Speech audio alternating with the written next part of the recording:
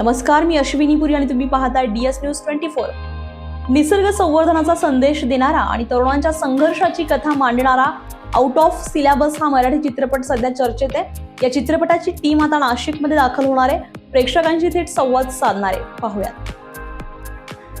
MPSCच्या तयारीत गुंतलेल्या तरुणांच्या आयुष्यातील संघर्ष आणि त्याचवेळी निसर्ग संवर्धनाची जबाबदारी उचलणारी कथा आउट ऑफ सिलेबस या चित्रपटातून मांडण्यात आलेली आहे। निर्माते डॉक्टर सुगत वाघमारे आणि दिग्दर्शक नवीन देशबोनिया यांच्या संकल्पनेतून साकारलेल्या या चित्रपटात अजिंक्य राऊतसह अनेक कलाकारांच्या भूमिका आहेत। चित्रपटाच्या प्रचारासाठी संपूर्ण टीम नाशिकमध्ये आलेली आहे। पत्रकार परिषदेमध्ये चित्रपटामागील प्रेरणा आणि पर्यावरणाचा संदेश यावर संवाद साधला गेलाय।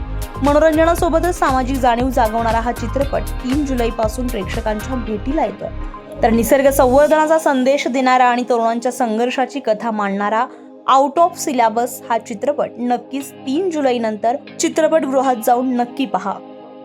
नमस्कार, मी अजिंक्य राऊत। 3 जुलैला आउट ऑफ सिलेबस नावाचा आमचा सिनेमा येतोय जवळच्या चित्रपटगृहांमध्ये संपूर्ण महाराष्ट्रात।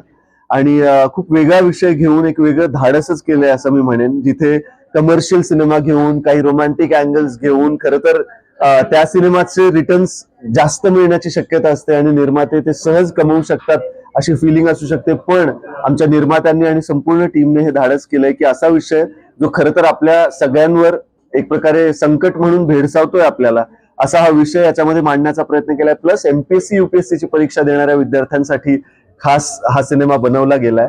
आणि ह्यामध्ये कॉमेडी आहे, थोडासा डान्स आहे, थोडासा रोमॅन्स आहे, पण खूप महत्वाचा आणि गांभीर्याने घेण्याचा काही विषय पण यामध्ये आम्ही सांगितलाय।